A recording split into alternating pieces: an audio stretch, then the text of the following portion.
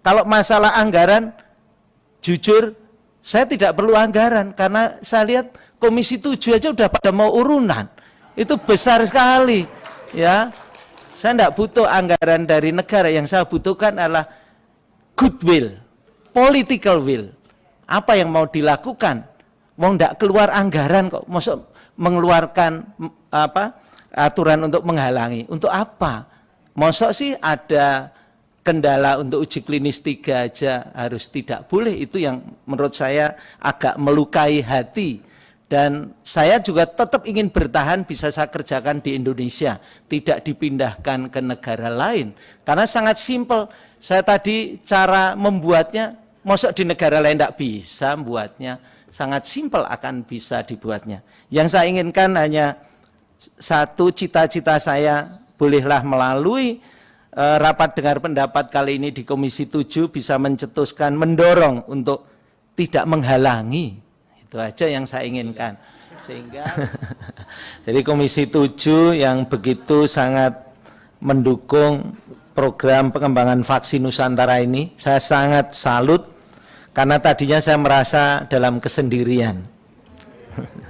Jadi mudah-mudahan nanti dukungan ini bisa terwujud dengan legalitas untuk uji klinis 3. Karena rasanya saya klinis kok dilarang, itu baru terjadi di sini, di Indonesia.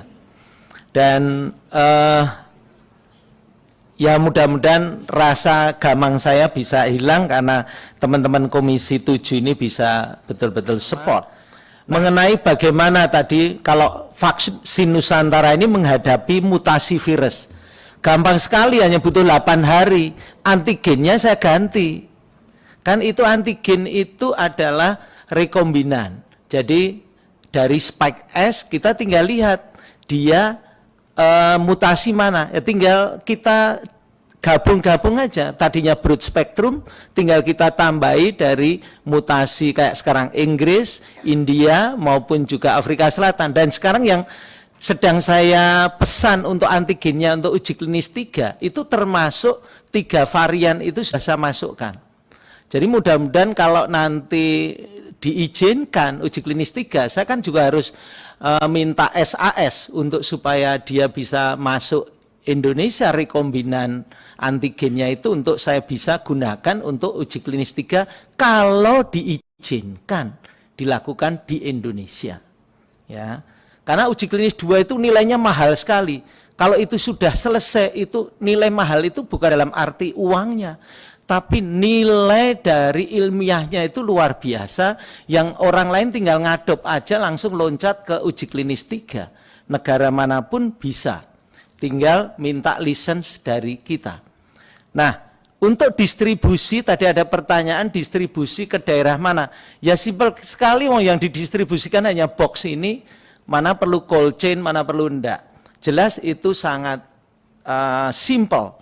Kemudian kalau ada pertanyaan produksi massal, ya bisa kita lihat barangnya hanya seperti ini, plastik-plastik. Mungkin di pasar Gembrong juga kadang-kadang bisa ditemukan. Tapi artinya yang penting quality controlnya kita bikin. Artinya apa? Kita pun nanti kalau mengekspor, ya diekspor hanya ininya. Dan yang kedua yang diekspor apa? Pengetahuan kita.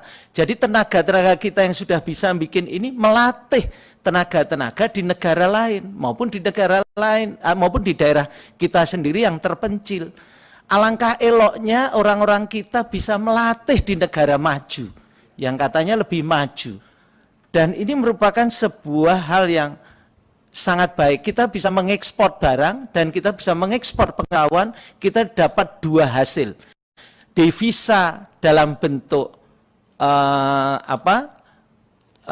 box calon vaksinnya, dan devisa pengetahuan dalam bentuk kita bisa berbagi ilmu dan pengetahuan. Itu menurut saya akan membuat hubungan dengan semua negara akan menjadi lebih baik. Kalau kemampuan produksi massal bisa dibayangkan produksi seperti ini, UMKM pun bisa langsung ikut serta. Paling yang kita harus siapkan antigen dan tadi cairan yang tadi masih sebagian ada yang saya import. Tapi itu pun kalau jumlahnya kemudian besar, tidak menutup kemungkinan kita bisa minta lisensinya untuk dibuat di Indonesia. Alangkah indahnya kalau kita bisa mendatangkan devisa, bukan mengeluarkan devisa. Kemudian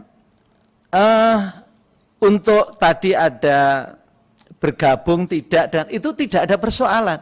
Yang penting menguntungkan untuk percepatan apa tidak. Kalau itu justru menghambat, untuk apa? Kalau pengetahuan secara ilmiah jelas sama, semuanya adalah etik, kemudian publikasi, itu hal yang simple. Ya, kalau dilihat citation saya sudah di atas 1000 kalau boleh dilihat. Ya, artinya dikutip apa yang pernah kita tulis bersama-sama dengan teman-teman yang lain, sudah di atas 1000, itu jumlah yang sangat besar citation index saya. Itu artinya kita sudah terbiasa untuk publikasi dan terbiasa, tinggal nanti reviewernya. Kita mau terindeks Scopus juga, yang Scopus bagaimana, yang kualitas Q1, Q2 atau Q3, itu sangat penting. Jadi kalau mau yang paling top ya Q1. Dan itu akan kita wujudkan. Kita tidak ragu-ragu untuk mampu melakukan itu. Karena kita sudah punya kemampuan menulis di Q1. Q1 itu tertinggi dari indeks Scopus. Ya. Jadi tidak main-main, tidak boleh kita mempermainkan ini seolah etik, tidak etik. Aduh, kita sudah kenyang untuk riset. Ya, kenyang untuk riset. Cuma kita mohon kalau bisa, mosok sih ada kendala untuk uji klinis 3 aja harus tidak boleh, itu yang menurut saya agak melukai hati. Dan saya juga tetap ingin bertahan bisa saya kerjakan di Indonesia, tidak dipindahkan ke negara lain. Karena sangat simpel, saya tadi cara membuatnya, mosok di negara lain tidak bisa membuatnya, sangat simpel akan bisa dibuatnya. Yang saya inginkan hanya satu, cita-cita saya bolehlah melalui rapat dengar pendapat kali ini di Komisi 7 bisa mencetuskan, mendorong untuk tidak menghalangi. Itu aja yang saya inginkan. Sehingga legalisasi untuk kami melakukan uji klinis 3 itu legal. Siapapun kalau namanya riset itu kalau pada manusia namanya uji klinis. Nah, dan itu bisa dikerjakan kapan saja. Cuma begitu ada peraturan yang itu saya harus taat. Saya harus betul-betul tunduk karena itu aturan negara. Cuma ya agak menggelitik di hati saya dari sanubari saya. Kalau masalah anggaran, jujur saya tidak perlu anggaran karena saya lihat Komisi 7 aja udah pada mau urunan. Itu besar sekali.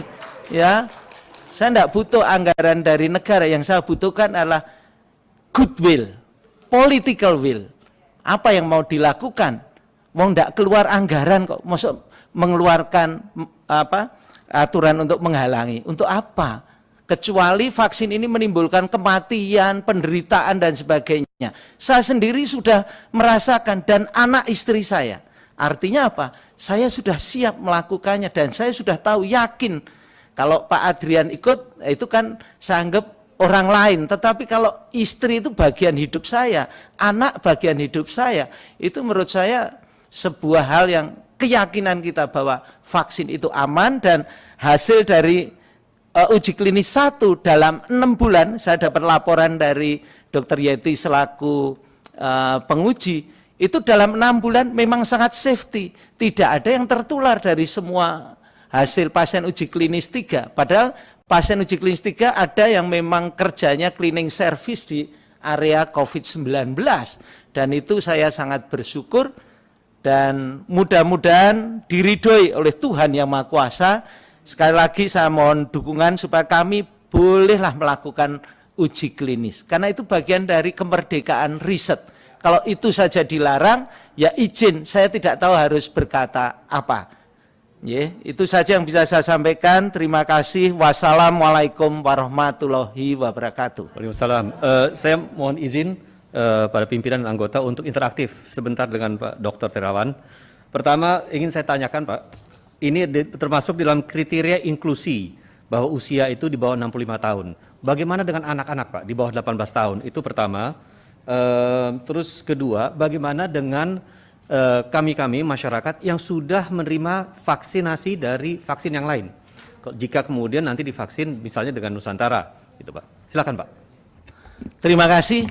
Kalau namanya uji klinis, kita harus mengemukakan data dan fakta dari kondisi pasien secara inklusif dan eksklusif. Itu aturan dunia yang kita pakai. Tetapi di luar itu ada namanya rekomendasi dokter. Rekomendasi dokter termasuk yang sudah divaksin 2 kali, sudah ada gangguan berat, termasuk yang sudah ditransplan, ya contohnya Pak Dahlan Iskan, mohon izin Pak Dahlan, saya terpaksa ungkapkan, Pak Dahlan Iskan sudah ditransplan juga harus kita berikan vaksin Nusantara. Itu menunjukkan bahwa rekomendasi dokter juga ada. Tetapi kaidah dunia itu untuk uji klinis itu usianya sudah ditentukan 18 ke atas. Itu tujuannya supaya dia mengerti secara hukum internasional bahwa bisa menandatangan dan sebagainya. Tidak ada kaitan dengan side effect dengan apapun, tidak. Itu adalah kaidah internasional dalam membuat sebuah uji klinis. Untuk anak-anak tidak ada persoalan. Ini dari riset kita itu bisa diambil 14 cc. 14 cc tidak 40 cc lagi, tapi 14 cc. Namun itu perlu rekomendasi dari pediatrik. Kalau dokter pediatrik katakan oke, itu oke. Tapi bukan masuk ke uji klinis. Tapi masuk di ranah rekomendasi dokter. Seperti saya merekomendasikan misalnya anak saya dan sebagainya, itu adalah rekomendasi. Saya akan minta kalau anak saya umurnya masih di bawah 18 tahun, saya akan minta pediatrik untuk bagaimana anak saya boleh apa enggak. Oh boleh, ya sudah kami akan lakukan. Itu yang harus dibedakan antara uji klinis yang harus pakemnya strict dan rekomendasi dokter yang pakemnya democration, tergantung dokter. Itu aja Pak.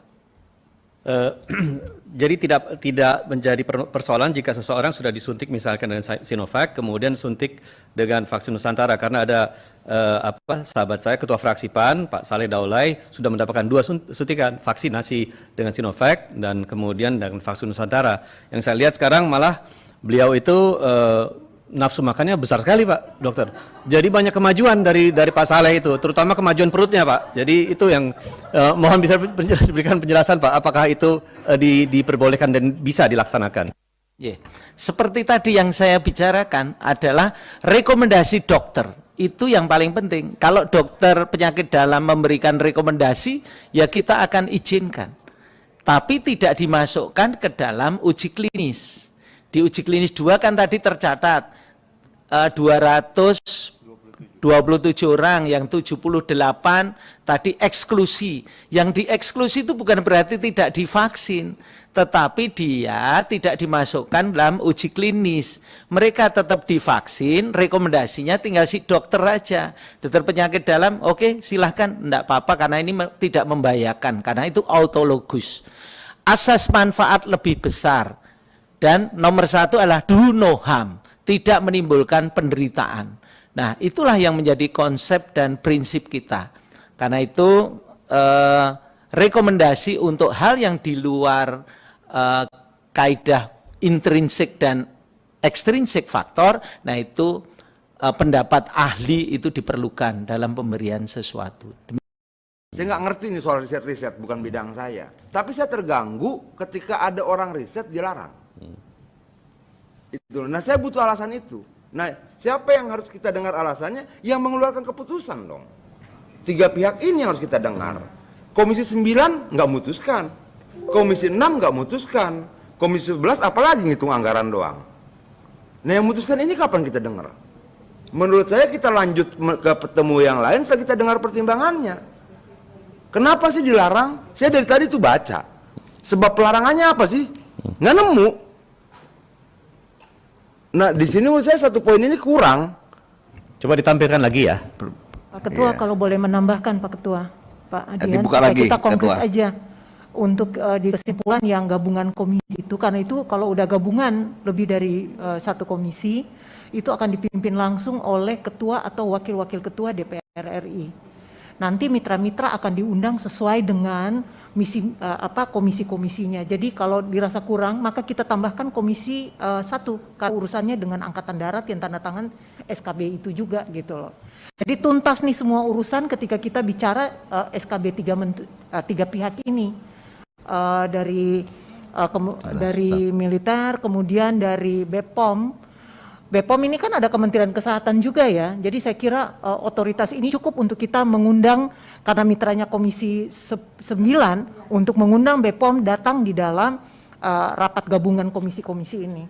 Mungkin Ya, itu artinya maksudnya. begini mungkin pimpinan, kalau misalnya itu mau digabungkan jadi satu poin, ya dituliskan di poin itu siapa saja yang juga harus diundang dalam rapat dengar pendapat itu. Kalau tidak kita tuliskan, kita cuma rapat bareng doang antar komisi. Oke, Nah, gini, mitranya kita saya detailkan perlu aja kalau lihatkan. gitu ya. Sebenarnya kan problem kita Komisi 7 bukan pada kesehatannya, bukan pada obat penyembuhan, bukan. Konsentrasi kita, riset tidak boleh dilarang. Dilarang. Itu loh. Jadi sebenarnya problem kita bukan bagaimana hasil risetnya terhadap imunitas. Bagaimana, bukan itu. Kenapa nggak boleh riset? Kalau menurut saya, fokus kita Komisi 7 ya di risetnya. Kita sebagai Komisi 7 yang membidangi riset harus dan wajib terganggu ketika riset tidak boleh. Tanpa alasan yang menurut kita sampai hari ini tidak masuk nalar kita. Persoalan efikasi dan sebagainya nggak penting buat kita di Komisi 7. Itu Komisi 9. Problem kita kenapa nggak boleh riset? Kenapa dilarang riset? Sebahaya apa sih riset ini? Apakah bocor anggaran negara? Apakah itu kan kita butuh itu pimpinan, itu loh. Nah menurut saya sebelum melangkah pada lintas komisi, kita selesaikan dulu problem riset kita ini. Komisi 7 tidak bisa berbicara tentang efikasi, tidak bisa berbicara tentang hal-hal yang lain terkait dalam rapat kita ya, dalam rapat kita. Tapi kita harus bicara soal pelarangan riset. Kita harus dapat penjelasan utuh kenapa nggak boleh.